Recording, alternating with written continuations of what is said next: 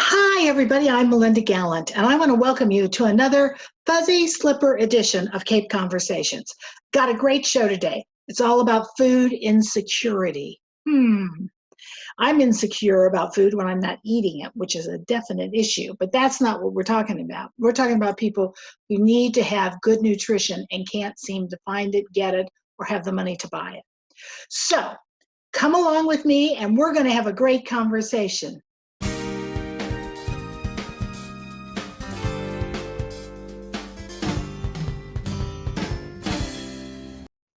Hi, everybody. I am so fortunate today during these pandemic times from my fuzzy slipper edition of Cape Conversations to be talking with two wonderful, wonderful people who are giving their hearts out for Cape Cod.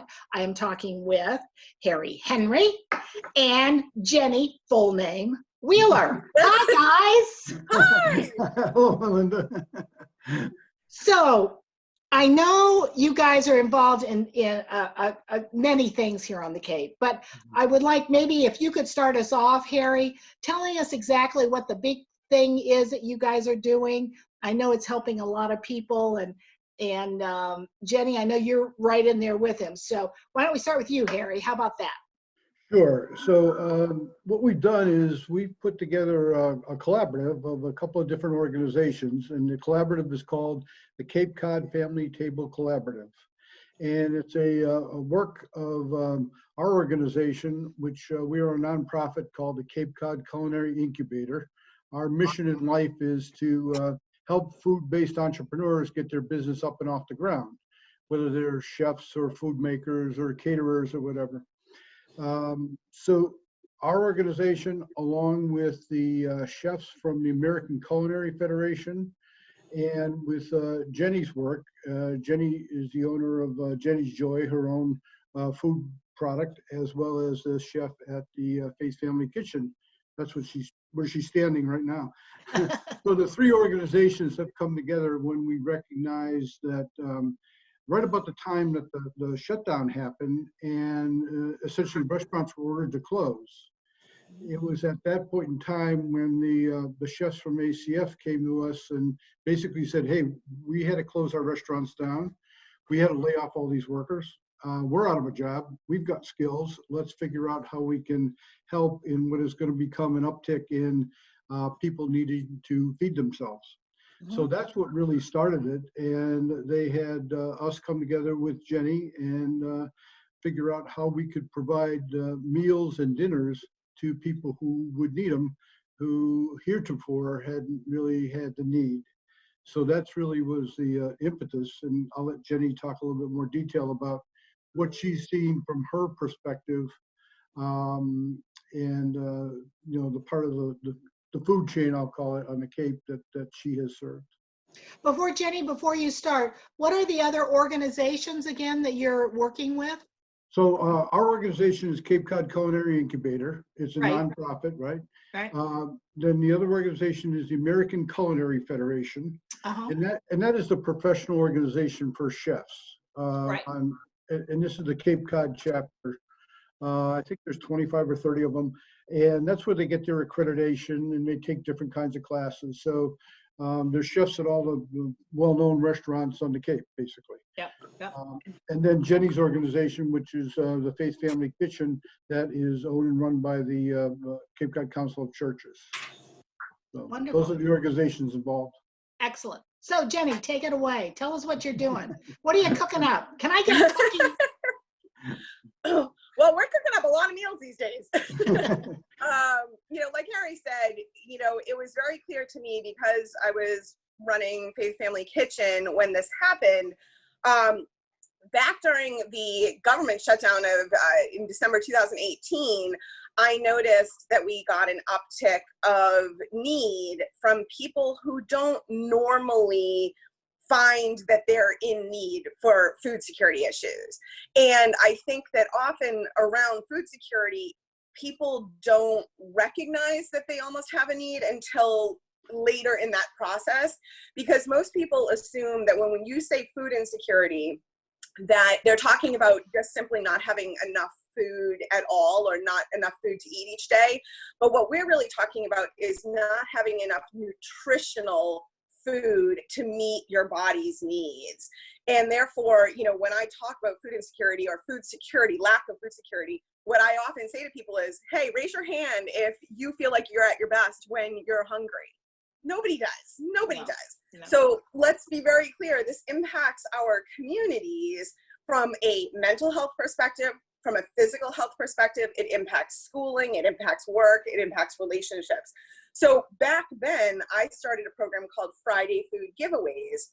So besides feeding people who had dealt with food security issues every Monday, Wednesday, and Friday night here at Faith Family Kitchen, which, as Harry said, is a ministry of the Cape Cod Council of Churches. We're located at 154 Bearsis Way in Hyannis. We are the only program that has a family seating and then an adult seating. And therefore, you know, really the goal behind that is to destigmatize this, like make people comfortable, make it social, make you want to come, sure, and really deliver nutritious and delicious meals. And with, you know, as I always say, and Harry will second this, I'm very fond of saying love is our secret ingredient. And that has followed over to the collaborative as well. Love is our secret ingredient. So if you need a little extra love, come find us. Because I think that that's really what we're trying to tell people is you don't have to deal with this alone. So when I started Friday Food Giveaways back in December of 2018, I had started to recognize that financial, you know, crises that were happening on the outside have ripple effects for people with food security, where they might not recognize it immediately, but all of a sudden this becomes a bigger and bigger issue, particularly with families and seniors. So when the pandemic started, you know, obviously all of us dealing with food issues, you know, had to change our models, had to go to takeout, we had to shift how we were doing everything. However, the need grew more substantial, not less. So in order to attempt to figure out a way to handle that, you know, I went to Harry, who I regularly say is my favorite partner in crime, a fellow in good deeds. He is a fellow Babson grad. I did my MBA at Babson. Harry did his undergrad at Babson. And I think it leads us to be a little bit more entrepreneurial in our way of thinking about things. And so I had been teaching for the Culinary Incubator. I had taught some classes. Harry had gotten some grants, some Urban Agenda grants. So we had been teaching some classes, food and cooking as a life skill to at-risk youth, things of that nature. Again, all around how do we utilize food is, you know, something that's a positive in everybody's life. So I went to Harry and I said, we can be doing more. We should be doing more. Let's figure this out. And it coordinated very nicely with the ACF being like, hey, we can do stuff too. And so hence the Family Table Collaborative was formed. And what we're really doing is we're utilizing a ton of different relationships that we have built over the years, bringing people together to utilize their skills. So we have the Cape Codder, who has donated their kitchen and their team under the lead of Steve Higgins. Steve and his wife, Laurie, have been longtime volunteers with Faith Family Kitchen. And then we've had several different food organizations not only donate food to us, but we also have had them lend us trucks. The refrigerated trucks are crucial in how we distribute. So what we're doing currently is distributing every Tuesday night and Friday night. Friday nights, we've held it steady at the Hyannis Youth Center across from my kitchen here. Right. And then every Tuesday, we've listened, and I think this is a big part of what has to happen when you're in a crisis. Everybody wants to help, but unless you're actually helping in a way that the community needs, right, it isn't as effective. So we have tried really hard to listen to the community, and that is how we started moving the refrigerated truck on Tuesdays to different communities to address needs. So this coming Tuesday tomorrow we'll be at Sandwich High School. Right. The following Tuesday we'll be at Coonamessett in Falmouth. And so what we're doing is we're moving that truck based on what communities really are showcasing an enormous amount of need. Right. So the Cape Codder makes all of the food, all of the meals, And I make all of the soups here in my kitchen because I have a 35-gallon soup kettle.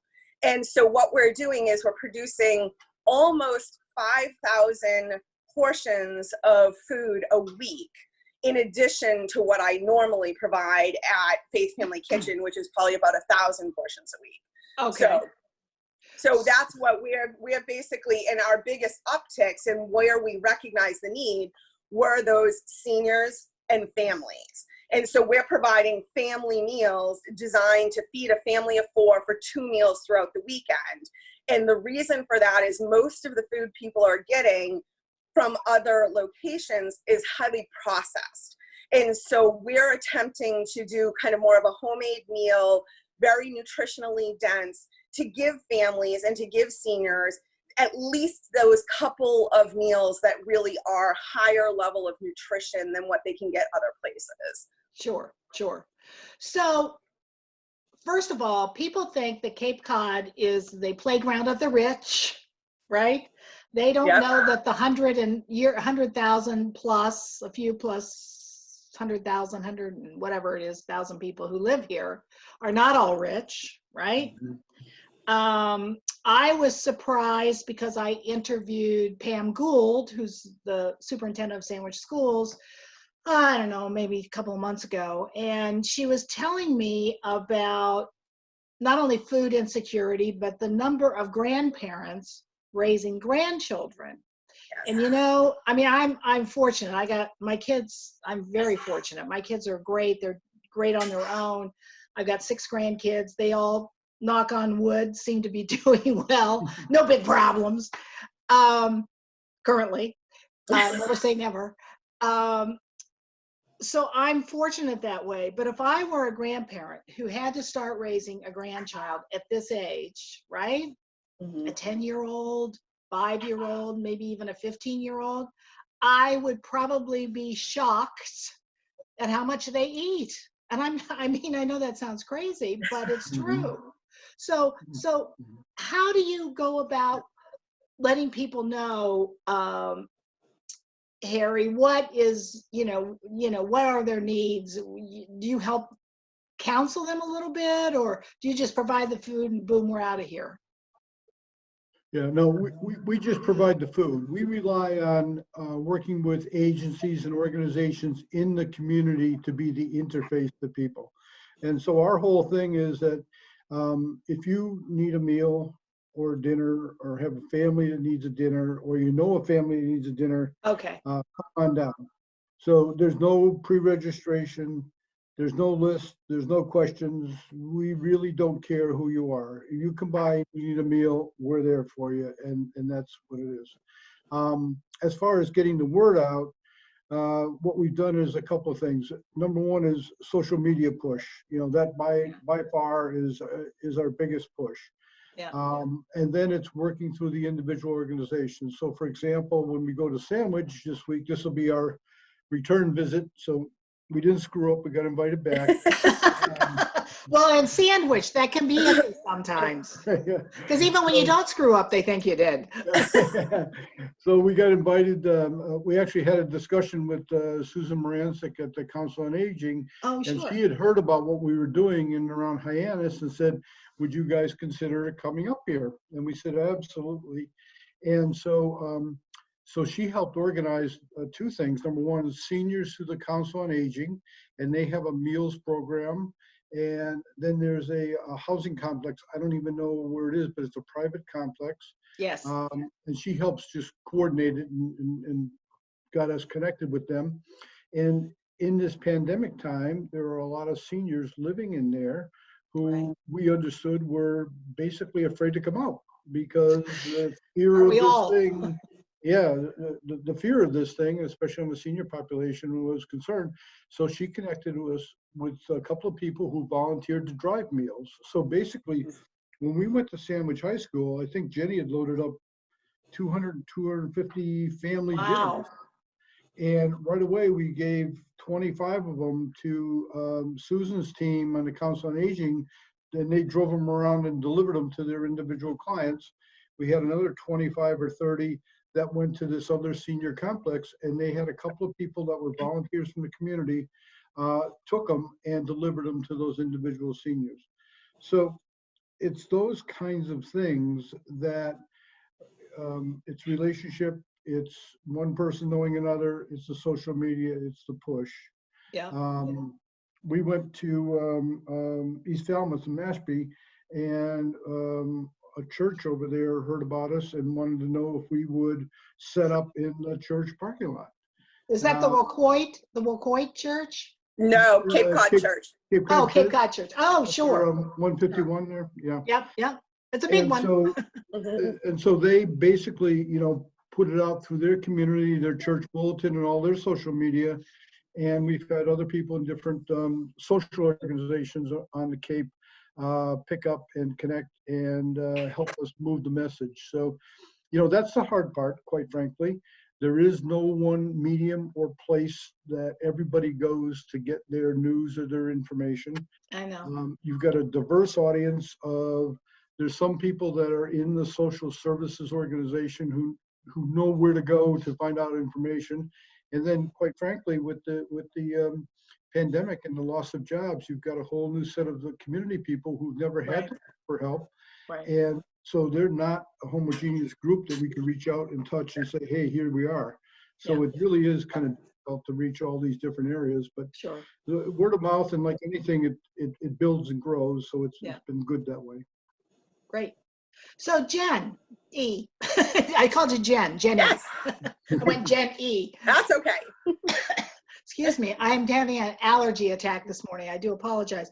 So I don't have the virus. So anyway, so Jeni, tell me, what would be a typical dinner or a typical lunch, or what would be typical? Obviously, if you say it's nutritional, there must be some greens in there, because we cannot leave. I mean, I could live on Cheez-Its alone, but not a good thing. Well, so as I mentioned, I have a 35-gallon soup kettle in my kitchen, which effectively is a big double boiler. And my brand, Jeni's Joy, was actually based on soups. That's how I started. And the reason for that is you can hide a whole lot of nutrition in soups. I can put a lot of those veggies in soups. So for example, last week we distributed my chicken soup. My chicken soup has 12 vegetables in it. Yeah. And most people say, I don't even think I can name 12 vegetables. And so, but everybody's like, oh my goodness, it's delicious. And that's what we want. So, last week we were distributing my chicken soup that I had made here. And then, through our partnership with the Greater Boston Food Bank, which truly is the crux of how we can operate this. Right. They do amazing work and deserve all the credit they are getting. We had brought in 1,000 pounds of pork. And so we had done pork loin, and we did turnip puree. As a matter of fact, we just got a comment on our Facebook page saying, every meal is amazing, but like, what was that one thing I couldn't identify? And it was turnip puree. But the best part of that is not only was it mentioned on our Facebook page, I delivered some emergency groceries to some people last week. And a little girl was with her mom who was helping her friend, get these emergency groceries from me. And the little girl, evidently, as I was pulling up, said to her mom, Mom, that's the lady that gave us dinner last night. And she said, yeah. She's like, why don't you tell her what you said to me? And everybody knows I'm a big veggies person. Vegetables are a big part of what I push. And I teach a fruits and veggies oh my class in the Hyannis West after school program. So vegetables are my thing. And so the little girl says, I loved those turnips. And her mom was like, she's not kidding. Like after every bite, she kept saying how much she loved the turnips. And I was like, oh, okay, you just made my day.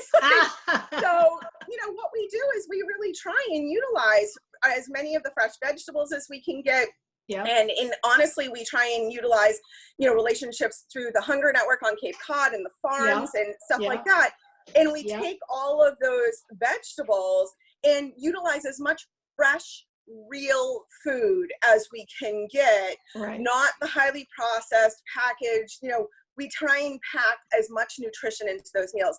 So last week it was pork loin, it was turnip, it was roasted potatoes, roasted Wow. parsnips, roasted carrots. Oh, parsnips, my personal favorite. Oh, mine too. Yeah. And I'll add on Friday, they got in the dinner was barbecue chicken. There was, I think, peppers and green beans and Wow. rice and Yep. the turnip puree, and then they got a quart of soup with it as well. Yep. Do you realize turnip puree, though, could be at a 5-star restaurant? You realize that, right? Well, don't forget, as I said earlier, one of the partners in the collaborative is the American Culinary Federation. Right. And these are chefs Yeah, at restaurants that we pay a good dollar to go out and eat at. Absolutely. So Right. it's not, I say all the time, the biggest compliment I get from, under normal circumstances at Faith Family Kitchen, I have over 150 volunteers that rotate through representing 17 churches and 2 Rotary groups every month. Wow. Now I've switched over to a permanent pandemic team to limit the risk and exposure to people and to keep the numbers around me and in the kitchen down. But I say to them all the time, the biggest compliment they say is they're like, I'm just going to cancel my reservation and eat what you're making. And that makes me so happy because, again, Sure. I think that there's that, it's about destigmatizing, right? Right. So there is that kind of age-old thought like, oh, well, if somebody's hungry, they'll eat.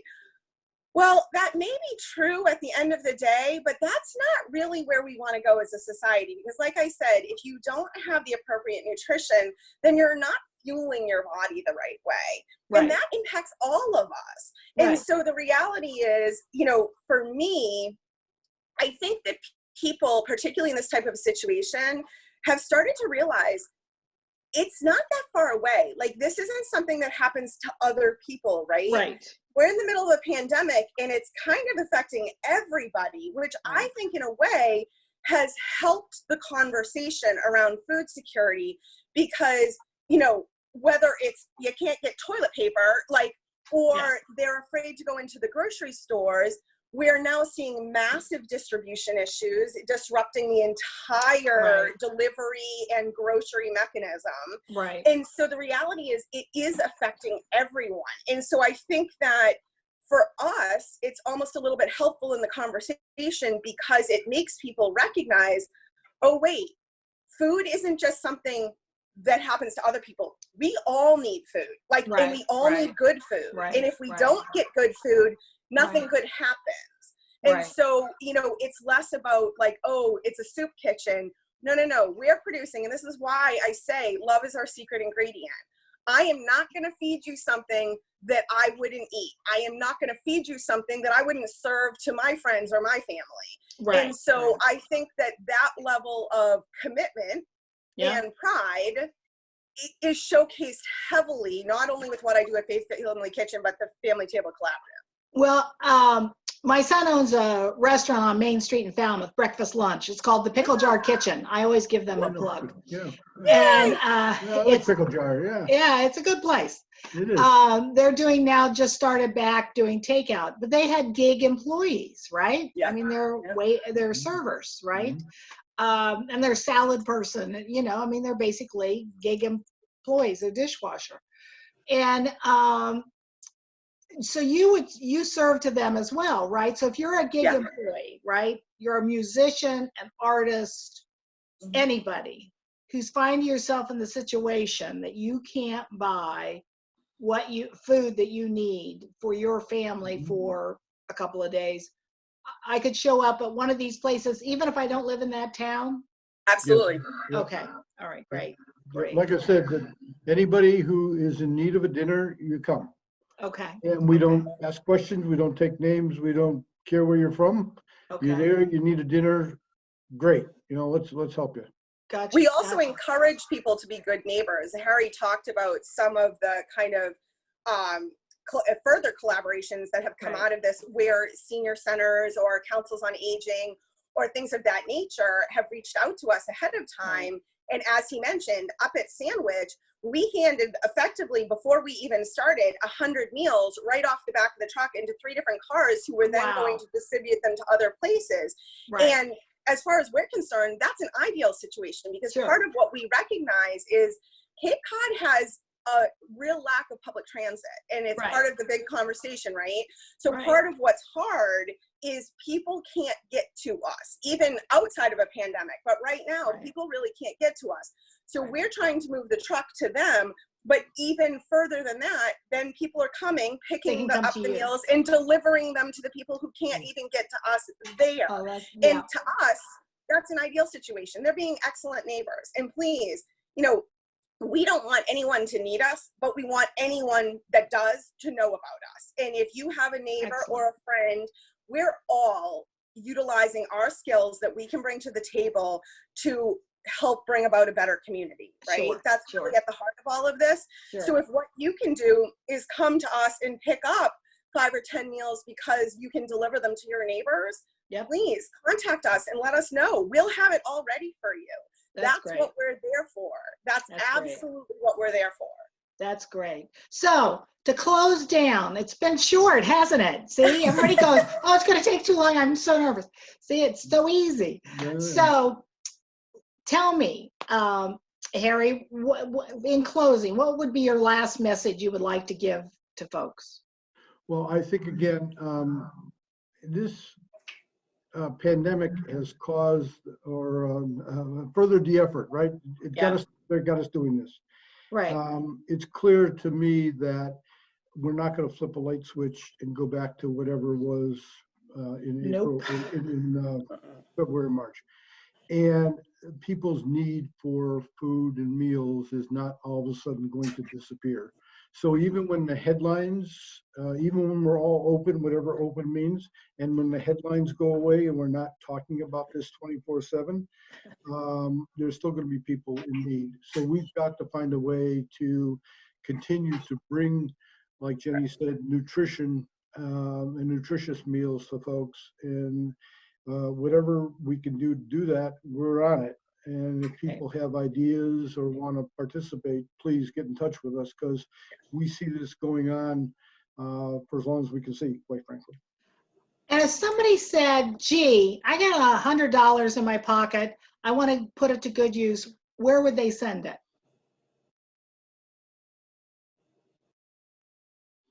So if they went to capeculinary.org, that's the website Yep. for our incubator. On there is a page that links to the Cape Cod Family Table Collaborative. And there's a way that they, place where they can mail it. They can donate via PayPal. So there's a number of different ways they can get the money to us. Excellent, excellent. Well, I want to thank you for being with me today. You guys are delightful. Jenny, you could talk your way out of a paper bag. This is good. You are so bright and cheery. You're going to make everybody's day. There's no doubt about it. But most of all, thank you. Thank you from the community. Thank you from myself. I mean, what a wonderful thing you guys are doing. It really, really is special. And I'm glad you're doing it, and I'm glad it's being successful. And people out there, you're hearing this, either go donate or give them a call, because everybody has a neighbor or somebody who might be a little bit on the edge, not falling off, just on the edge, and they could use some help. So let them Need know. a little extra love. A little Need extra a little love. extra love. I'm all about the love. That's right. See you in Sandwich tomorrow night, 4 o'clock, Sandwich High School. Sandwich High School, wonderful, on Tuesdays. Tuesday, yes. Tuesday. All right, great. Thank you so much. Thank you, Thanks, Melinda. Melinda. Harry Henry and Jenny Wheeler, two wonderful people doing so much good in the community. Cape Cod is fortunate to have people like that living here and helping all of us. So thank you for joining me today on another Cape Conversation, Fuzzy Slipper edition. And we can do this. We're all in this together, so to speak. I'm actually in my house. And I just want to say, I wear my mask when I go out, and I hope you do too. So thanks for joining me. See you next time on another Cape Conversation.